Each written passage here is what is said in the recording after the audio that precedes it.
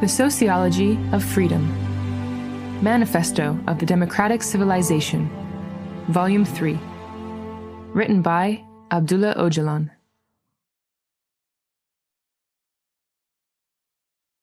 Jewish Ideology, Capitalism, and Modernity. A correct narrative of the development of historical society would be difficult without a proper understanding of the past and present story of the Hebrews. To regard the Hebrews in history and Jews in the present simply as one of many ethnic communities or nations would be totally inadequate. It is particularly important to evaluate them as a fundamental source of culture with roots in the Middle East, but having a major impact and influence on the whole world. Here I am not talking about culture in the narrow sense. I am talking about the totality of material and immaterial culture. There are two serious errors that we must guard against. First, the overblown glorifying view that the Jews are a power that rules the world, which also includes the sobriquet, God's chosen people. The more we guard against such exaggerations, which are very susceptible to abuse, the easier it will be for us to grasp the subject realistically. The other view is one that demonizes Judaism, making it the scapegoat for all evil, as is often the case. This view, at least as much as the first, leads to faulty calculations. And staying clear of the efforts of this view will better clarify the subject. In the previous volumes of this manifesto, I have endeavored to present the Hebrews from different perspectives within the framework of the Abrahamic religions. Now, however, I will try to substantiate my view from other angles, essentially treating Judaism and the Jewish question in the context of capitalism and modernity.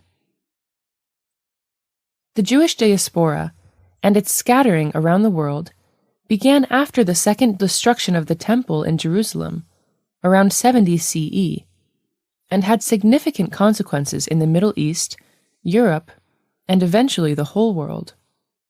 In fact, similar things had already happened.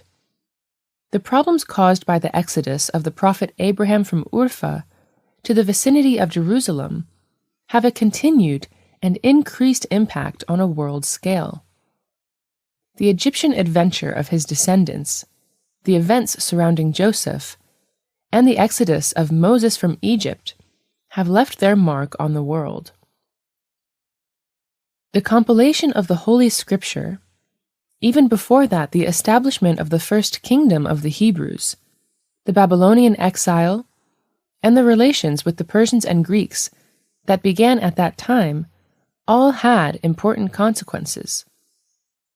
All these developments together, with their impact, have their place in the history of civilization. The compilation of the Holy Scripture was a monumental undertaking in its own right, and it served to make the Abrahamic religions quasi-official. To have a book was an event of great historical influence. From 70 CE onward, however, the diaspora had much more radical effects. It is not possible for me to write a comprehensive history here.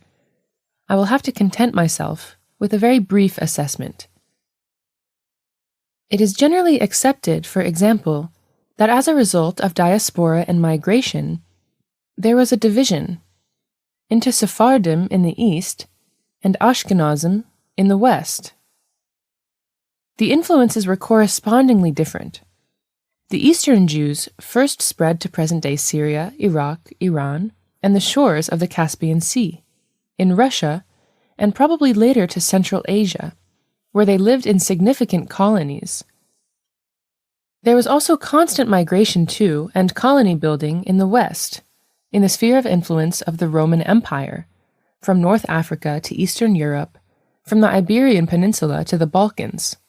Anatolia, on the other hand, appears as the center, where the division into Eastern and Western diaspora took place. Until the fall of Rome, the religious dimension of the Jewish influence was decisive. both as a Mosaic faith and in the form of the Christianity that developed from it, it undoubtedly had a leading influence. It established a kind of spiritual empire of its time. The question of how the relationship of the Jews to money developed, how they turned into a material force equal to their immaterial influence, would undoubtedly be the subject of a longer investigation.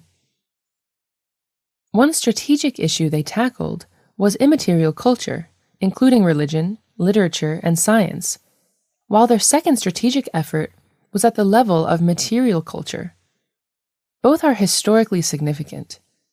I suspect that during these centuries, Jews were very conscious of the importance of strategic leadership at both levels, and therefore actively sought to achieve it.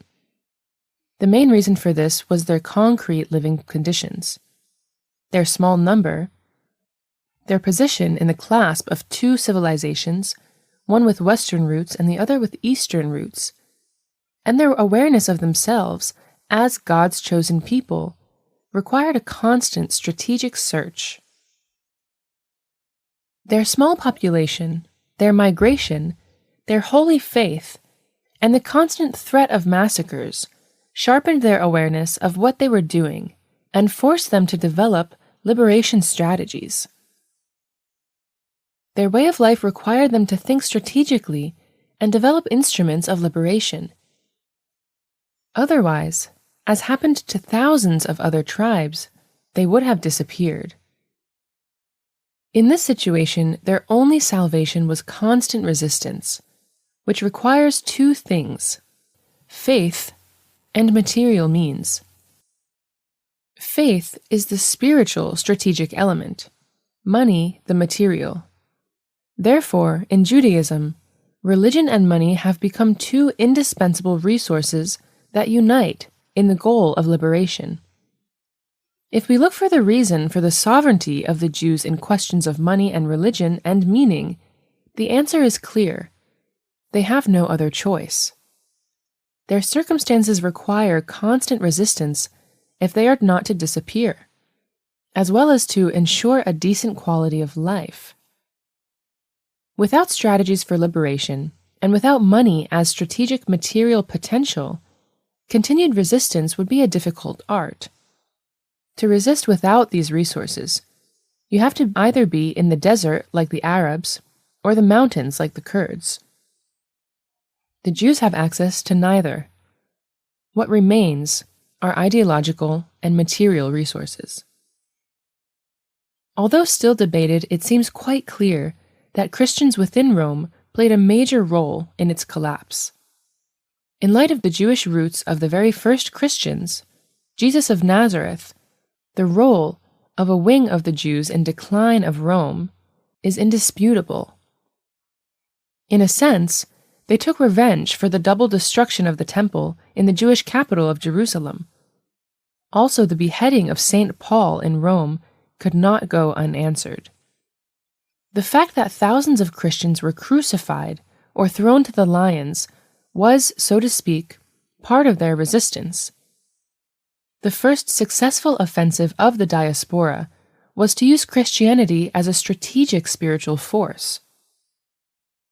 Objectively, therefore, we can confidently claim that the destruction of Rome from within was the consequence of the first major strategic spiritual offensive of the Jewish diaspora. Undoubtedly, the attacks by the Germanic, Hunnish, and Frankish tribes also contributed to the fall of Rome. Nevertheless, the internal factors were decisive. The next step in the development of Western Judaism after the fall of Rome took place on the material level with the founding of cities and the creation of markets around them.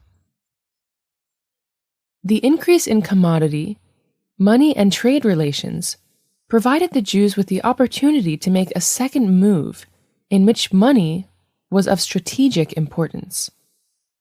Sovereignty over money meant having a role in the city, that is, in the government of the new emerging states.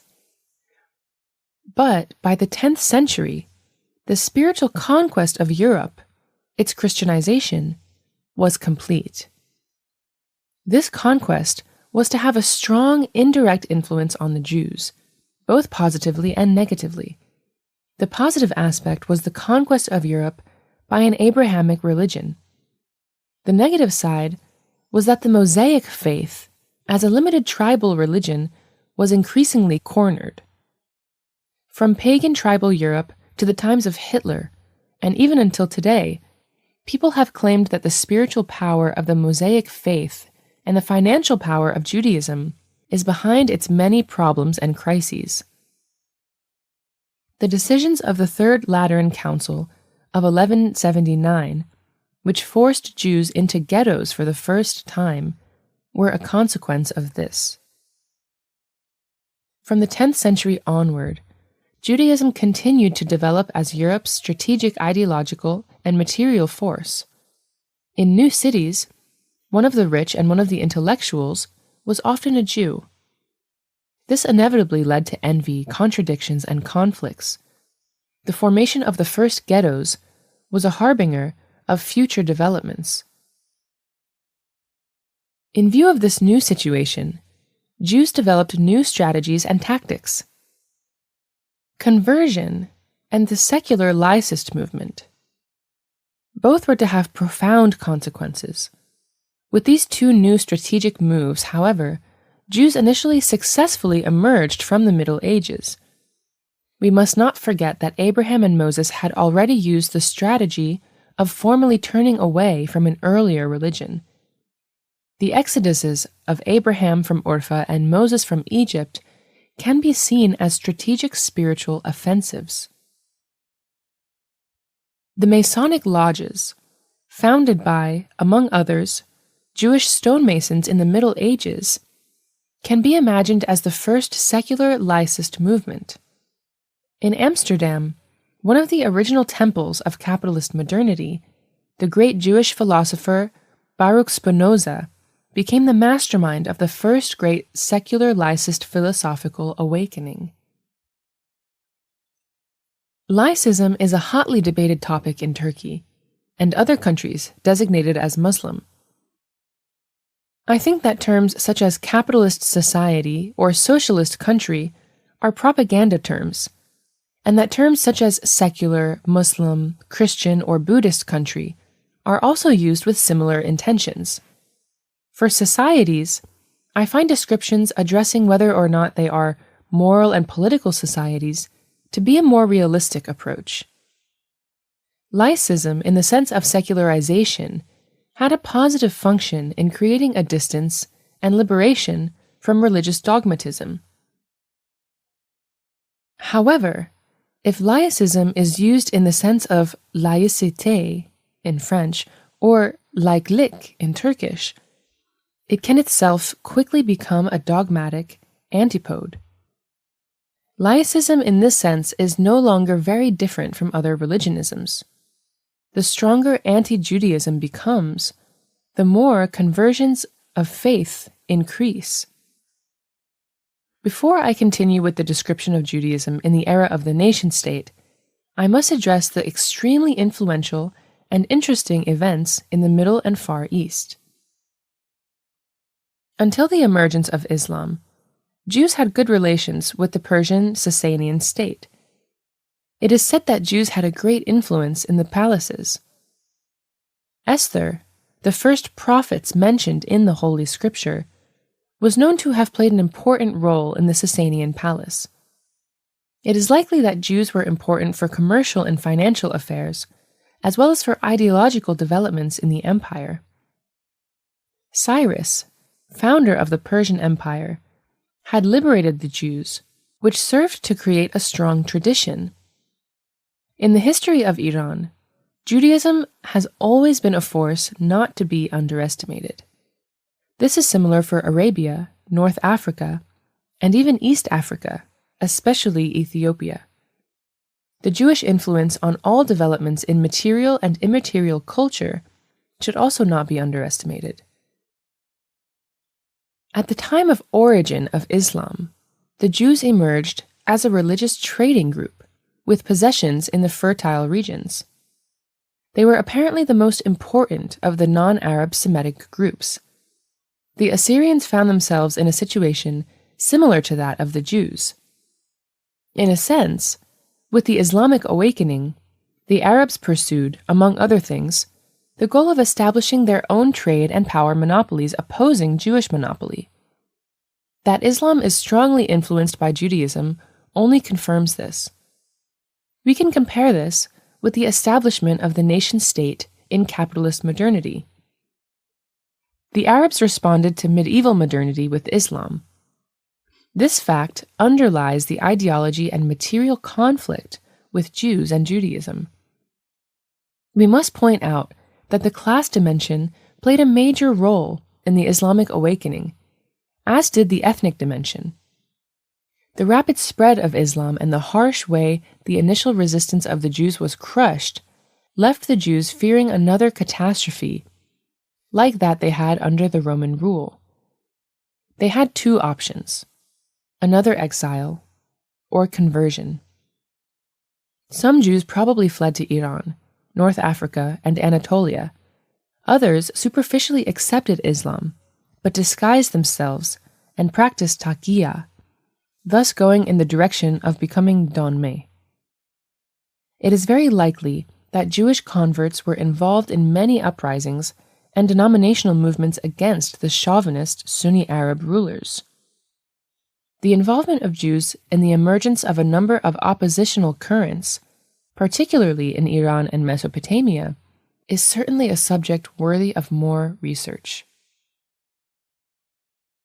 The most significant development was the founding of the Jewish state of the Turkic Khazars on the northern shores of Caspian Sea, in a part of today's Turkmenistan and Azerbaijan. Seljuk Beg, the eponym of the Seljuks, is said to have held a position of a commander in this state. An important indication of a connection to Judaism is the fact that 3 of his sons had Jewish names. Given this, we can assume that, as in many movements coming from Iran and directed against Arab rule, Judaism played a role in the Seljuk movement that should not be underestimated. This, too, is an important issue that requires further research. Anatolia was already an important center for Judaism in ancient times. Like the Greeks, Jews were also involved in founding many cities. There was a competitive relationship among them. Traditionally, Jews gathered in Anatolia when they were in trouble in the West and in Arabia. The fact that they considered Anatolia second home after Israel becomes clearer from this historical perspective. Moreover, Anatolia has always been a large market for money and trade, as well as being central to ideological movements in which the Jews played a role. Jews who were expelled from Spain in 1391, 1492, and around 1550 settled in Anatolia in several waves of migration. When we consider the influence they gained in the Seljuk and Ottoman sultanates, we understand how firmly they were anchored. In addition, there were also a large number of donmeh who converted to Islam.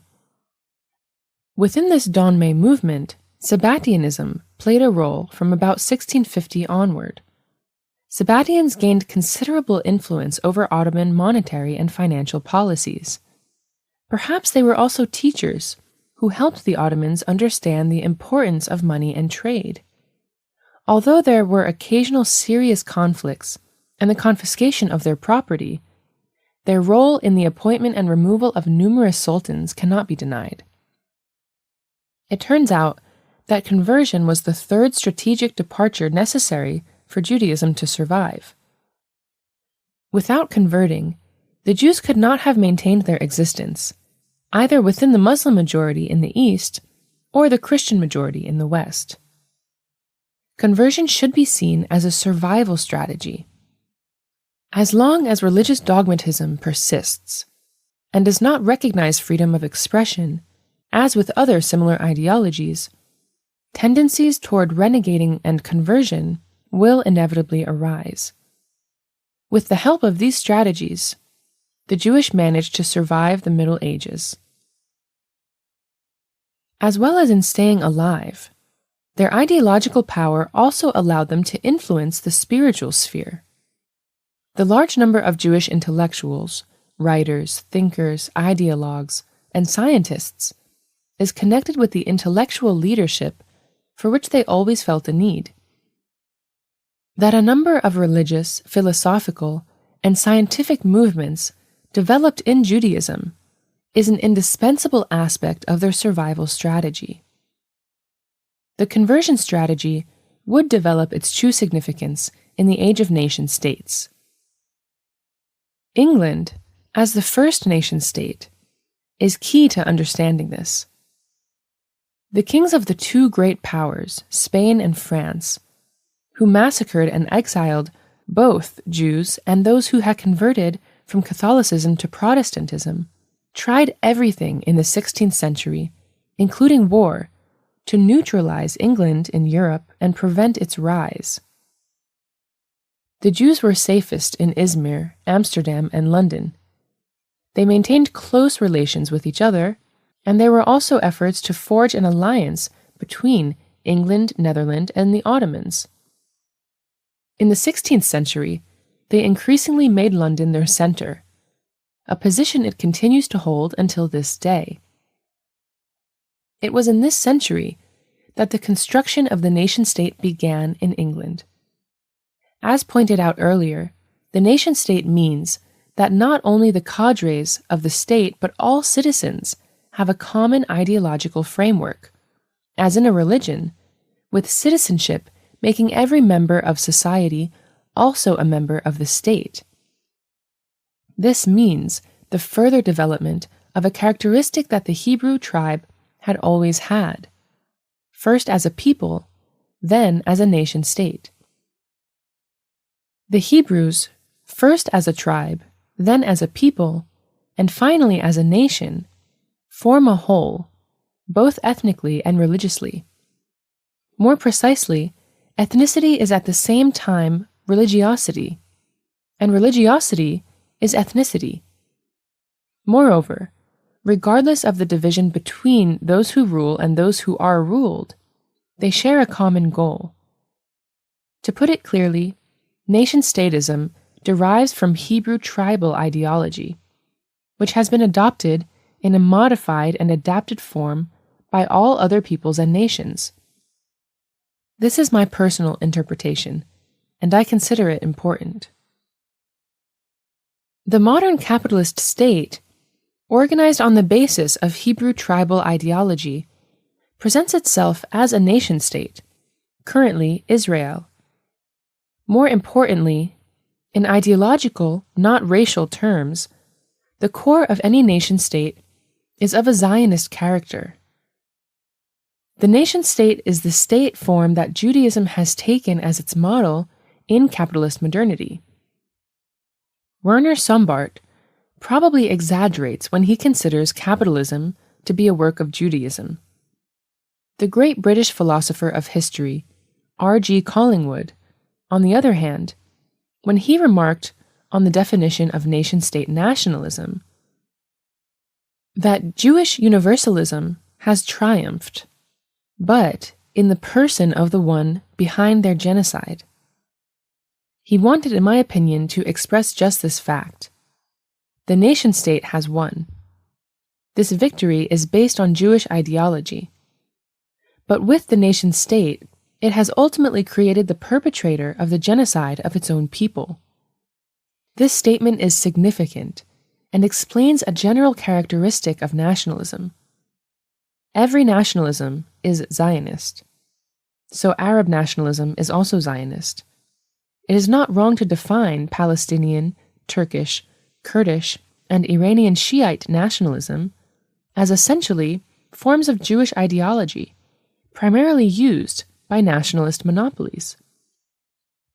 Anyone who studies English and Dutch nationalism will find that Jewish monopolies played a major role in its development, not only theoretically, but also concretely through the power of money and capital.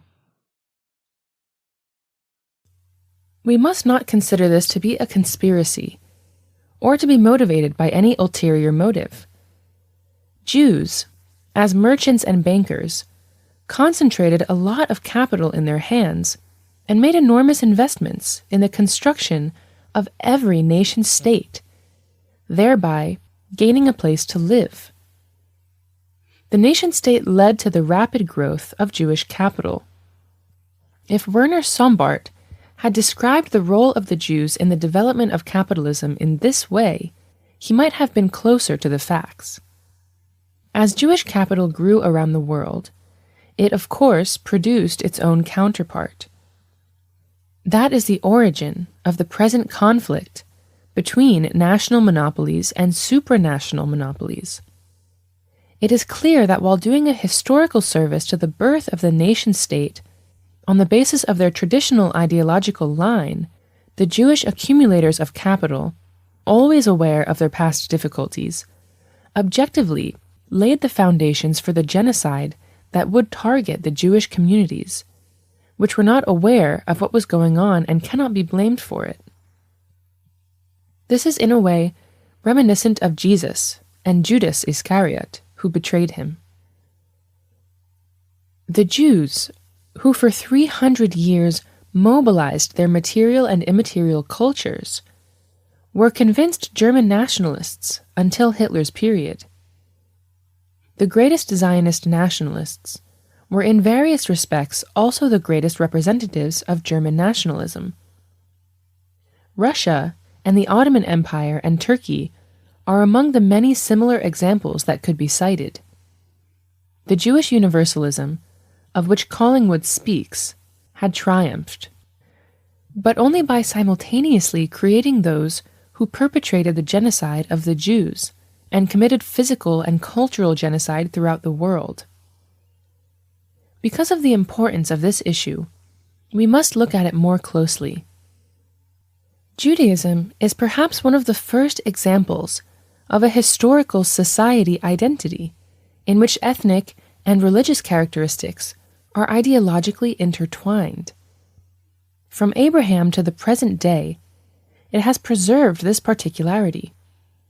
If we add the belief that Jews are the chosen people, the third important characteristic of this ideology appears to be that Jews consider themselves above all other societies. Historically, this concept of superiority has always carried with it the potential for conflict with other societies, and has often led to conflicts that frequently reach the level of genocide. Jewishness has always retained the special feature of being an ideological society that developed in connection with this contradiction. As a natural consequence of the concept of the chosen people, Jews were forced to develop strategies to protect themselves and the related tactical instruments. The strategy to protect themselves, because of its structure, had to be developed theoretically and ideologically. The tactical instruments, on the other hand, are more a matter of material strength and are mainly money and weapons. While money is earned through trade and banking, weapons tend to be further developed by technical innovation. Jews have demonstrated their ability in both areas. Leaving aside their contributions in antiquity and the Middle Ages, developments in modern times will undoubtedly be closely linked to the Jews, as they are an experienced and organized people. When the capitalist world system began its hegemonic rise from the 16th century onward in Western Europe, especially in the centers of Amsterdam and London, the strategically well-positioned Jewish financial and ideological strength played an important role. Anyone who takes a closer look at this period can easily see that. To claim that capitalism is an invention of the Jews, as Werner Sombart does, is certainly an exaggeration, but it cannot be denied that they played a significant role in capitalism becoming a system and attaining hegemonic power. Research on the subject shows that Jewish traders and bankers were numerous at all major marketplaces, stock exchanges, and fairs, starting with London and Amsterdam. The fact that the representatives of political economy are silent about this and ignore it is due to the blinding role of ideology. The fact that the ethnic and national origins of capital accumulation are barely dealt with in the works of political economy, including Marx's Capital, is a significant shortcoming that at the same time makes one think. It is equally wrong to constantly rant that capital has no religion, belief, or nationality. Capital has a very close connection with religion, belief, and nationality. Those who belong to particular religions, who hold specific beliefs, and are members of particular nationalities, form a number of capital and power monopolies and colonize and exploit the majority. The bluntest example of this today is the US, whether in terms of religion, belief, or nationality, and it cannot be denied that most capitalists are from the US. The role of Jews cannot be argued away with a focus on the construction of the other two pillars of capitalist modernity, industrialism and the nation-state. The Jewish merchants and bankers who emerged from the first urban revolution in Europe gained importance in the era of commercial capitalism from the 15th to the 18th century. Similar developments took place in the cities of the East. When with the Industrial Revolution, it became clear that industry was the most profitable sector. Jews did not hesitate to channel their capital into the industrial sector. We don't need to explain the reason for this in detail. Capital goes on the offensive wherever profit is high. Isn't that the so-called law of profit? So how can we take lightly the leading role of Jewish capital monopolism in both commercial capitalism and industrial capitalism in the modern age, and refrain from emphasizing it? Even if we do not assume a deliberate distortion, we can safely speak of it as the consequence of ideological blindness. Moreover, from a Jewish perspective, this role poses no problem. Trade and industrial monopolies can develop in any national, religious, or ethnic community. What is important here is the strategic role of Jewish trade and industrial monopolies. A Jewish monopoly has always existed in the financial sector. The fact that political economy avoids analyzing the connection between trade, industrial, and financial monopolism and ideology, especially nationalist, religious, scientistic, and sexist ideologies, is not, as claimed, due to any desire to be objective. On the contrary, political economy hides the religionist, nationalist, scientistic, and sexist identity of all monopolies, including the monopolies of power, thus showing that it is not an objective science, that it conceals concrete facts at vital points and declares them insignificant, and that rather than being a science, it is an instrument of ideological propaganda. In a world system that has been hegemonic for 400 years, the strategic position of Jews in commercial, industrial, financial, media, and intellectual capital monopolies continues to increase in importance. Without acknowledging this, we cannot theoretically analyze either a global or a local problem or solve it in practice. The role of Judaism, both as a strategic ideological and material force, is even more evident in the construction of modernity and the nation-state. Using the nation-state, Judaism brings to light the capitalist nature of modernity. It concretizes and fixes modernity as the nation-state, which constitutes the union of trade, finance, industry, and power monopolies. Of course, the Jews are not the god of the nation-state, but from the age of tribes to the present day, from its embryonic state to the present age of decay, they have masterfully developed in their own sphere of influence. I have no love for conspiracy theories. Certain allegations keep coming up to support such conspiracy theories. Secret Masonic lodges that rule the world, meeting of the Bilderbergers or meetings in Davos, a standing committee of the 12 that rules the world, the UN and other entities as Jewish tools. What all these theories have in common is that they exaggerate, lapse into dogmatism, and are unscientific, even if they contain assertions that are partly true, but the facts are obvious. The important role of the Jews in all three pillars of capitalist modernity is beyond question. They have strategic, often even decisive, ideological and material influence in all these areas. Note the scope of these remarks. I am talking about the influence of the Jews in the field of capitalist modernity, not about their place in democratic modernity, which is a wider historical and social reality. The Jews also exist in democratic modernity, but have lost much of their strategic strength. Before we move on to this topic, we should analyze the nation-state a little bit more. At the end of the Middle Ages, the Jewish ideology, in the sense of a survival strategy, always sought to neutralize its Christian and Muslim opponents.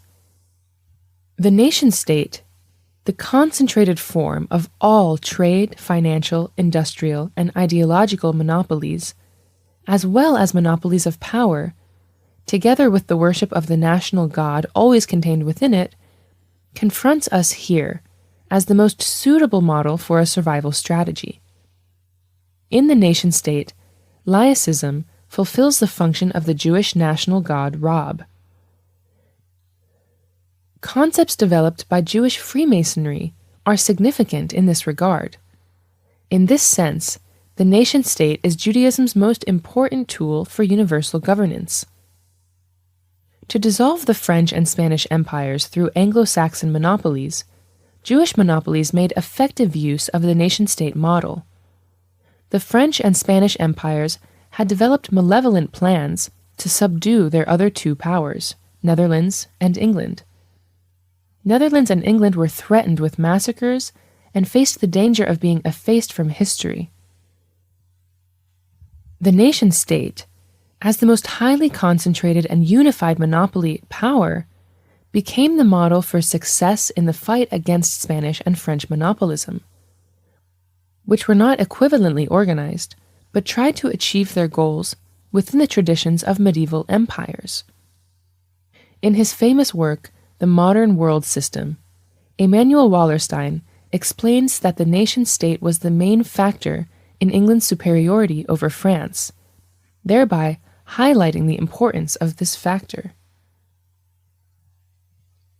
When the Austro-Habsburg dynasty collapsed, the Allied powers proposed the formation of Prussian nation-state, with the leading role in the unification of Germany being passed from Austria to Prussia.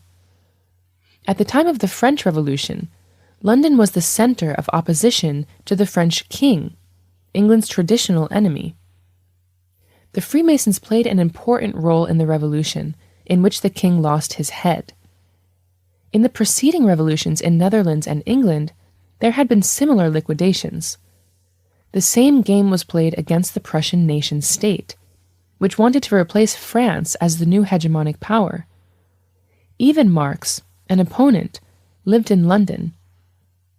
During the two world wars, the Allies destroyed Germany's hegemonic claim. One reason Hitler carried out the genocide of Jews may well be that he believed that Jewish capital had used its strategic strength on England's side and played a major role in Germany's defeat in World War I. During the Cold War, the same alliance, in a new configuration, would also destroy Russia's hegemonic claims. There should be no doubt that if things continue in this vein, it is very likely that should China think of acting as a hegemonic power, as is often imagined it eventually will, it will suffer the same fate. Today, more than 200 nation-states are represented at the UN, with its headquarters in New York City. It is widely known that the UN operates under the leadership of the same alliance, or at least that it does not make any decisions without the agreement of the alliance. Let me make it clear once again.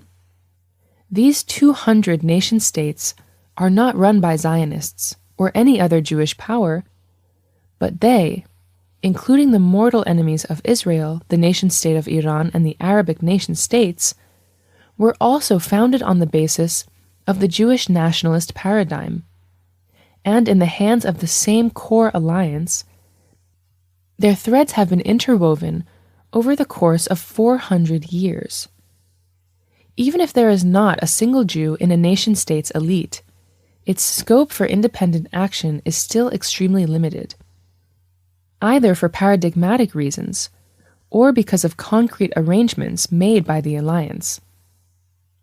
As long as they act according to the traditional ideological and structural templates developed over the course of 400 years of capitalist modernity, everything is fine, and they can carry on. But if a nation-state becomes, as one U.S. president put it, a rogue state, it will suffer the fate of Afghanistan under the rule of Taliban, Saddam Hussein's Iraq, and dozens of other states and powers before them. This is what is referred to as the international system, or the UN status quo. Even Soviet Russia was only integrated into the system after 70 years of existence, once it fully adapted to the demands of capitalist modernity. China was integrated earlier. Clearly, the system draws its strength from the two strategic forces that I outlined above. In both of these, Judaism is close to authoritative, both historically and presently. The elements of strategic ideological power are the cultural industry, intellectual capital, and the media, which are religionist, nationalist, scientistic, and sexist in content. The elements of strategic material power are the monopolistic structures of trade, industry, finance, and power. The international alliances of nation-states, as state systems, represent the official structure. We must not confuse the two huge areas of strategic power with the states and their systems as their official expression. At this point, I would like to add a brief, and as I see it, important assessment of the Anatolian Jewry. I have already briefly touched on the situation of Jews in the area in ancient and medieval times. Seljuk Jewish and Greek Jewish relations are important in this regard. The Eastern Jews spread from Andalusia to Central Asia in the Middle Ages, founding, for example, the Turkish Jewish state of Khazaria. In the Muslim states, conversion and the open practice of Judaism were not prohibited. The Jews, with their traditional ideological and material strength, were particularly influential in areas of strategic importance for power and states. Their position in trade and banking was in no way inferior to that of Jews in the West. The Jews, who had long-standing conflict with the Christians, that is, around accusations that they had crucified Jesus, and with the development of Christianity into the official religion of the West, were locked up in ghettos after the decision of the Third Lateran Council in 1179, and felt an increasing need for a home of their own after the pogroms of 1391 and the expulsion from Spain in 1492. The concept of the Promised Land was still alive. The relationships they established during the rise of the Ottoman sultanates and their circles proved useful. As banking trade grew more important to the Ottomans, the Jews were further able to improve their position. The constant expansion of Ottoman power over Christian communities and the increasingly difficult situation Jews in the West faced in a Catholic and Orthodox Christian world led them to ally with their respective Ottoman sultans in much the same way they previously had with England. It is generally believed that this alliance grew stronger in the second half of the 16th century. During the same period, similar alliances developed in the Protestant countries of Netherlands and England. Exploring the relationship of Protestantism, capitalism, the nation-state, and modernity with Judaism would be a worthwhile undertaking. The expulsion of Muslims and Jews from Spain and the Iberian Peninsula provoked the expulsion of Christians from Anatolia. As a result, the situation of some of the oldest peoples of Anatolia, with their strong history of material and immaterial culture, and who were Christianized early on, specifically the Rum Greeks, Pontic Greeks, Armenians, and Syriacs, began to take a turn for the worse. The two Mediterranean peninsulas, Turkey and Greece, liquidated peoples and cultures piecemeal in a succession of mutual retaliatory strikes. The second Jewish maneuver, the first having occurred in the years 1550 to 1600, resulted in the Committee of Union and Progress, CUP. At least one wing of the CUP centered in Thessaloniki, which developed in collaboration with the conversion movement led by Sabbatai Zevi, beginning in the 1650s, was Jewish. In the nationalism that they constructed, Turkish exists only as a word. In this Turkish national movement, there were Freemasons and converted Kurds, Albanians, and Jews. This had very little to do with Turkishness as a sociological phenomenon. It was exclusively about a political Turkishness. Another important factor was that the Jews from Germany and England competed to theorize and frame Turkishness. However, the history is complex, and this is not the place for it. After all, the Jews, whose existence goes back to antiquity, and who combined the lessons they learned in exile and their experiences in building nation-states with their strategic, ideological, and material strength, played a major role in founding of the Republic of Turkey and its rapid transformation into a nation-state. They essentially repeated the role they had played in the 17th century in the Netherlands and England.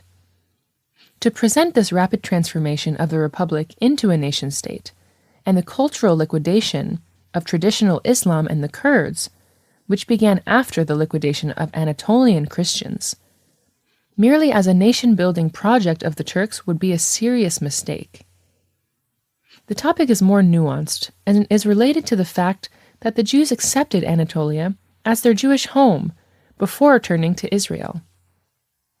The project of a Jewish home with a center in Thessaloniki or Edirne, which Jews urged Mustafa Kemal Atatürk to embrace, is a subject shrouded in silence. We can, however, say that it only faded in significance with the foundation of Israel. Nevertheless, Israel and the Jews still have a strategic interest in Anatolia and Turkey. The role of Mustafa Kemal Atatürk in the establishment of the Republic of Turkey is beyond question. However, the fact that he was defied against his will is a fiction of Jewish ideology, one that has been applied in many times in different places throughout history. In Jewish universalism, deification became a highly developed and frequently implemented concept. All literary utopias and spiritual concepts, including that of the Golden Age, and all theories, hypotheses, and laws, whether formulated by prophets or modern intellectuals, are closely related to this tradition. As long as we do not correctly analyze the role Jews played in developing the divine and secular hegemonic dogmas that were established over the Turks and over all peoples of the Middle East, any understanding of the region will be difficult to formulate and will remain deficient. Of course, the Jews' material power was also strategically important. While I do not believe that Mustafa Kemal Atatürk capitulated to this current, I am also convinced that despite all his reading and research, he did not fully analyze it. I have no doubt that he wanted to be a good Republican and to develop the Republic not as a nation-state, but as a democracy. He was also not, as claimed, anti-Kurdish and anti-Islamic. However, it is clear that he could not persist with his initial liberal approach to the question of Islam and laicism, or the Kurdish question. It should be noted that this was because he was thoroughly encircled by the CUP's convert cadres. In my opinion, it would not be realistic to link the hegemonic conflict between the laicists and the Islamists over the Republic of Turkey, which began as early as 1926 and is still being fought with full force today, to Mustafa Kemal Atatürk, and to present it as something that was done according to his will. There are many indications and substantial evidence that he himself tended toward a democratic republic. I don't think that this hegemonic conflict will end in the short term with the complete victory of one side or the other. However, I would like to reaffirm my growing confidence that in Anatolia, with its great democratic tradition, a strong breakthrough toward the goal of a democratic republic will be successful this time. I hope to be able to present some insights into the struggle for hegemony over Anatolia and Turkey in the section on the Middle East, which I plan to publish as a separate volume of this manifesto. It would be insufficient and wrong to think of Judaism only in connection to capitalism, modernity, and the nation-state. It also exerted a strong influence on democratic modernity. Even if this influence fails to match that of the power-oriented statist wing, there has always been a strong Jewish wing of democratic civilization and modernity. Historical mention of the Judaism that lived in poverty and lacked strong tribal ties has been consistent. From the time of Ishmael, the son of the prophet Abraham, and his concubine Hagar, to Joseph, who was taken to Egypt as a slave, and from Miriam, the sister of Moses, through Mary, the mother of Jesus, to the present. The list encompasses prophets, scribes, intellectuals, social anarchists, feminists, philosophers, scientists, and together with its laborers, the other side of Judaism has produced great discoveries, inventions, theories, revolutions, and works of art in the struggle for democratic civilization and modernity. The Jews have not always devoted their ideological and material strength to the monopolies. They have also made significant effort and achieved important successes for a more enlightened, just, free, and democratic world. What prophetic movement, what fraternity and solidarity of the poor, what utopian, socialist, anarchist, feminist, or ecological movement is conceivable without Jews? Likewise, philosophical schools, scientific and artistic movements, and religious denominations are hardly conceivable without Jews. How far could socialism have developed against capitalism, internationalism against nation-statism, communalism against liberalism, feminism against social sexism, ecological economy against industrialism, laicism against religionism, or relativism against universalism, without Jews? Clearly, Judaism is important for both worlds of modernity.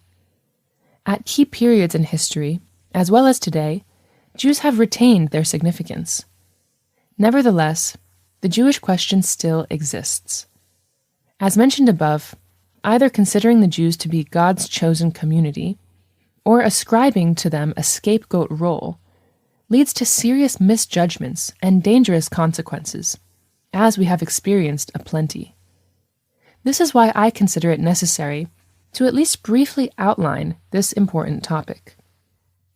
Neither local nor global analyses will be accurate or purposeful if we do not consider Jewish reality. I would like to close this theme by repeating something Karl Marx said. If the proletariat wants to liberate itself, it must proceed in the knowledge that this is not possible without liberating the world. I say that if Judaism wants to liberate itself, it must understand that to do so, it must necessarily liberate the world, using its strategic ideological and material resources to this end, which above all includes democratic modernity.